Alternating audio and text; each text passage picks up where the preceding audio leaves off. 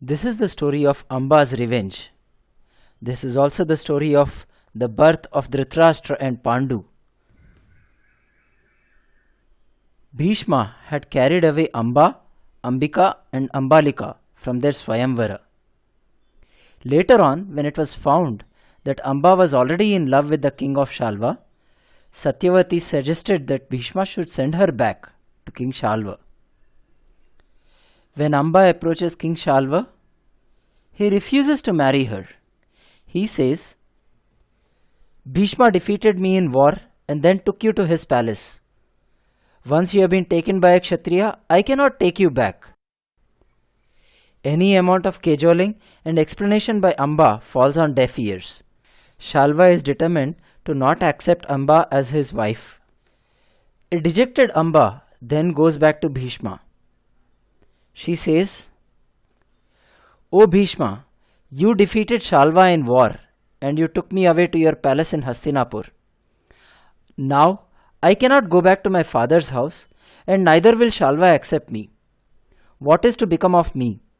You have to marry me because you won me in war and took me away against my own wishes. These events have weighed down Bhishma, but he remains helpless in front of the promises that he has made. He responds to Amba, I am sorry, Amba, I cannot keep you here in my palace. I cannot marry you because of the promises that I have made, and I have to defend the throne of Hastinapur. It is better that you find support elsewhere. Amba becomes extremely resentful. She is full of anger and turns to others for help. She approaches every king in the great Bharatvarsha. None of the kings are willing to fight against Bhishma. They know that Bhishma cannot be defeated by them. Amba tries to get support from Parashuram.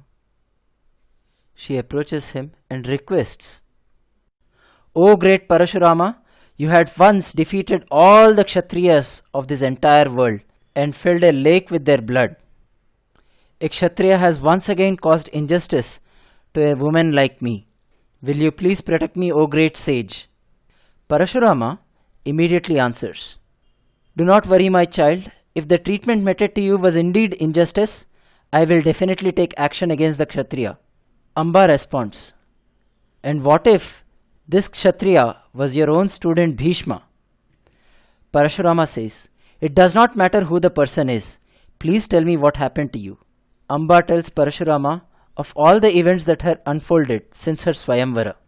Parashurama gets extremely angry. He retorts, These Kshatriyas and their habits, when will they ever learn that a woman cannot be forcibly taken away from her father's house? You are right in saying that Bhishma must marry you. Parashurama angrily picks up his axe. He reaches the battlefield of Kurukshetra and asks Bhishma to meet him there. Bhishma receives him with a lot of love and respect. Parashurama cools down a little bit and tries to explain to Bhishma that he needs to marry Amba. Bhishma responds that he is bound by the promises that he has made and nothing is in his hands. Parashurama is greatly angered by Bhishma's behavior. He says, If this is a matter of vows, then here, I have promised this lady that she will get justice, and you have made a promise that you will never marry. Let us see whose promise is more stronger. They then start a fight. The fight lasts for several days, with no one emerging victorious. After 23 days of fighting, the gods intervene and ask Parashurama and Bhishma to lay down their weapons. The gods insist that Parashurama and Bhishma are equally matched. They would not be able to defeat each other, but in the process of their fight, the entire world would come to an end. Parashurama responds to Amba, It looks like I cannot defeat Bhishma. O lady, you would have to pray to someone else to seek your revenge. Amba feels completely let down and dejected, but is still simmering with rage. She enters the river Yamuna and prays to Lord Shiva. When Lord Shiva appears before her, she seeks the one thing that she wants, revenge against Bhishma. Lord Shiva responds, You will be born in your next Janma in the family of King Drupada. You will be born as a woman and then you will change to a man. You will then participate in a great war where you would be responsible for the death of Bhishma. Greatly overjoyed, Amba becomes very anxious to end her current life and begin the life when she could take revenge against Bhishma. She sets up a funeral pyre and lights it up gleefully. When the fire becomes raging hot, she jumps into the fire with joy and ends her current life. At Hastinapur, Satyavati is grief stricken. Despite all her efforts, Vichitravirya and Chitrangad did not bear any children. Ambika and Ambalika were now widows. The throne of Hastinapur lay empty. She called Bhishma and requested him, "Son, the great vow that you took was to ensure that the throne of Hastinapur would be safe. But now the throne does not have a king, and without a king, the kingdom will also not be safe. It is now time to let go of that vow. I now order you to marry Ambika and Ambalika. It is not wrong for a Kshatriya to marry the wives of his brothers, especially when they are widows. You must do this to fulfill your service to the kingdom of Hastinapur." Despite several requests by Satyavati, Bhishma refuses to break his vow. In order to get out of this predicament, Satyavati decides to use the approach of Niyog. Niyog was a practice in which a woman could have a child from a man who was not her husband. This would be done in cases where the husband was alive but was incapable of bearing children, or the husband has died and the wife does not have any children. In order to ensure that Ambika and Ambalika would have children, Satyavati decides to call her son Vyasa and nominate him as the person with whom Ambika and Ambalika would have children. When she thinks of sage Vyasa, Vyasa instantly appears before her. Vyasa requests his mother, "O Mother Satyavati, I know why you have called me. However, let me warn you, the children who will be born of this union will not bring you any joy or happiness. In fact, they may be the cause of a lot of misery and destruction to this kingdom of Hastinapur." When Satyavati does not listen to him, he relents. He requests her, "O mother, I have been doing intense penance for several years. My entire body has been disfigured and is covered with dirt and dust of the forest. Let me go back and come after 1 year. If I go like this to perform Niyog, Ambika and Ambalika will definitely be scared looking at me." Vyasa also says that it will be very auspicious for the children if Ambika and Ambalika perform certain religious rites for about a year and make their mind and heart pure towards Niyog.